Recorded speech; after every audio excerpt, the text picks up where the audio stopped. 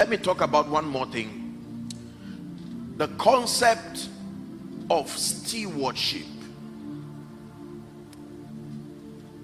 One of the reasons why many people cannot be trusted with so much in the kingdom is because they have what we call an ownership mentality.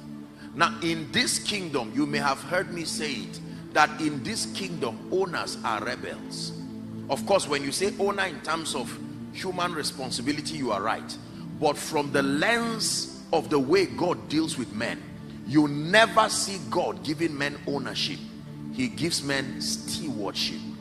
From the garden, you may freely eat, but it is not your own.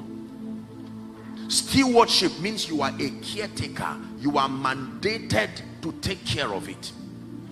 Can I tell you, the source of high blood pressure, the source of most of these troubles you see, including preachers, now you understand what I'm saying. Most people who are depressing themselves today is because of an ownership mentality.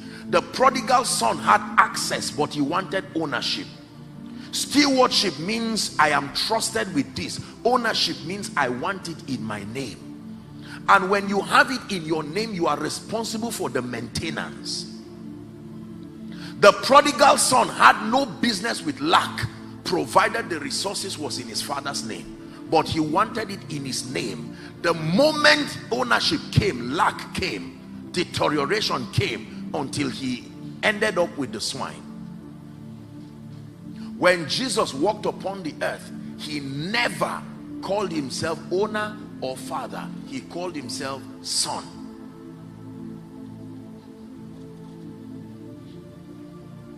It is my church. It is my members. Of course, you understand what we are trying to say, right? There are people who say that to mean in terms of responsibility. So don't misunderstand what I'm saying. But ownership mentality is what has destroyed people. A man can receive nothing except it is given to him. Are we together? Now you see, the call to faithfulness is useless when you are owner. The call to faithfulness is only needed when you are steward, because there is someone who supervises and would vet and would check you. If I own something, no matter what I do with it, it shouldn't be your business. Is that true? For instance, I can decide to buy a bottle of water and pour it on my head. You have no right to say, what are you doing? Because in quote, I use my money, I bought my bottle of water, and I can even decide to tear it into two and just play around with it and throw the bottle down. But if you gave me and you said, I'm trusting you with this, there will be no misuse, because I am aware that it is not my own. I have access to it. Look at this. When a landlord gives you, when he gives you access to be a tenant in his house, the landlord, even though it is his house, he does not have a right to come and bump into that house. Is that true? However, you are forced to manage that house because you know that there are terms and agreement, and a time can come when the landlord will come to vet and say, no, no, no, you've spoiled my bulb, you've spoiled the ceiling, you've spoiled all of these things.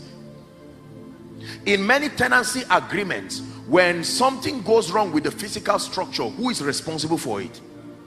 You see that he may charge you, but he will take responsibility to bring in electricians who fix it.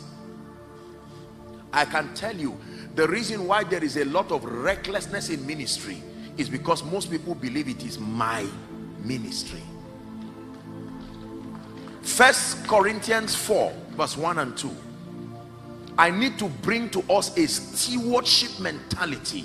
This is what will bring discipline and decorum and seriousness and accountability. 1 Corinthians 4, let's hurry up please, verse 1 and 2. It says, let a man so account of us. Do I quote it?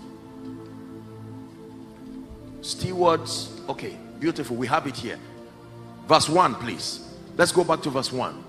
It says, let a man so account of us as of the ministers of Christ and stewards of the mysteries of God. You know what a steward is? A caretaker.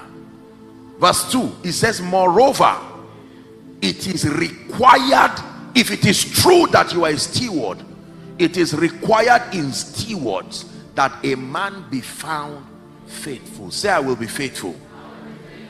faithful with the money God gave you, faithful with the wisdom he gave you, faithful with the beautiful voice like my dear friend here who came to sing, faithful with everything God gave you. When people are reckless and arrogant and act as if they are the God of themselves, it is because they do not know that they were given this.